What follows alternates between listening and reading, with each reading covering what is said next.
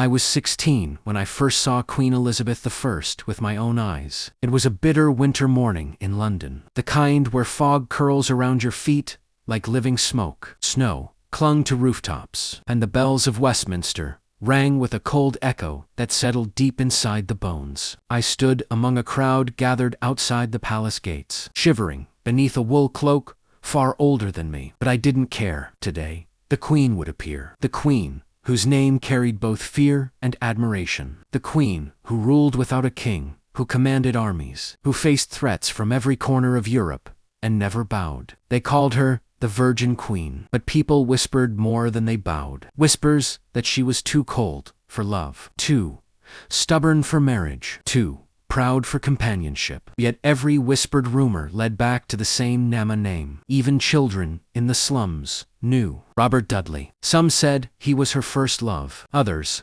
said he was her greatest weakness. No one knew the truth, not until that winter. I didn't know then that I would become a witness to the one story history never dared to tell. My name is Thomas Gray. I was born with nothing, the son of a servant who died too early and too quietly. But my mother left one thing behind: belief that words could change a life. She taught me to read, using scraps of parchment sold by street vendors. On the morning the Queen appeared, I pushed through the crowd, eager to see the woman who ruled the world I barely survived in. The palace trumpets blared, the iron gates opened, and she stepped out. Elizabeth I, wrapped in crimson velvet, necklace shining like fire, her red hair blazing like a crown of flames. But it was her eyes that froze me in place, sharp, calculating, endlessly tired. Eyes of a woman who had carried a kingdom for too long. She spoke to the crowd, her voice steady despite the icy wind. "My people," she said, "you are my greatest strength." And as she said it, I noticed something. Not in her words, but in the way her gaze drifted past the people, past the carriages, to a man standing in the shadow of the palace wall. Tall, handsome, dark cloak lined with silver. Robert Dudley. The Queen's voice faltered only once, that day when her eyes met his. Love, I realized, had not died in her. She had simply buried it.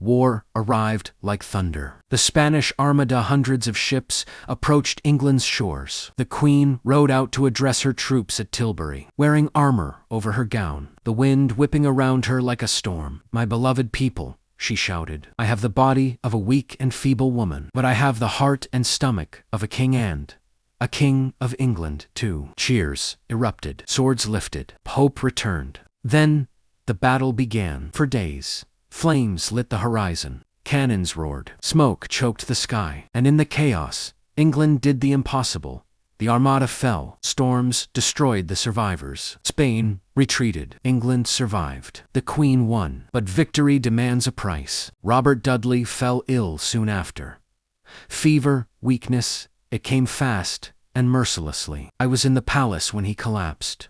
I saw the Queen run to Himyas, a queen running like a terrified child. "Robert," she cried, "stay with me." His breathing grew shallow, his skin turned pale. He looked at her with tired, gentle eyes. "Bess," he whispered, calling her by the name only he dared use. "You chose well." She shook her head fiercely. "I chose nothing. I lost everything." "No," he said. "You gave England a future, and there is no greater love than that." She held his hand until it went cold. When he died, the Queen shut herself in her chambers for days. The greatest queen in English. Only a few of us witnessed it. Years passed. England prospered. Peace settled like a gentle fog. But the Queen changed. Her hair grayed. Her laughter faded. Her eyes grew distant, as though searching for something she had long lost. I stayed in her service all those years. I watched her celebrate victories, mourn losses, navigate betrayals. I watched her age, gracefully, fiercely, beautifully. One evening, near the end of her life, I found her seated beside a window overlooking the River Thames. The setting sun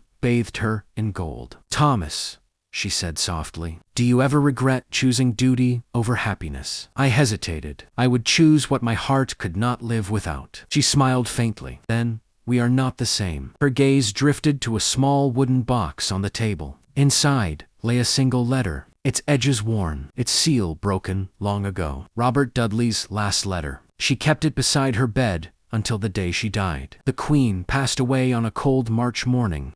I was there. I held the parchment she had been writing the night before her last words. "I lived for England. I loved only once, and I never regretted either." When the bells tolled across London, the city fell silent. People knelt in the streets. Even the river seemed to slow. England had lost its mother, and I had lost the woman who taught me something no book ever had. A crown can command armies, but it cannot protect a heart. Elizabeth, the Virgin Queen, remains a legend. Strong, brilliant, unshaken. But beneath the crown was a woman who made the greatest sacrifice a ruler can make. She chose her people over her own happiness, and the world never let her forget it.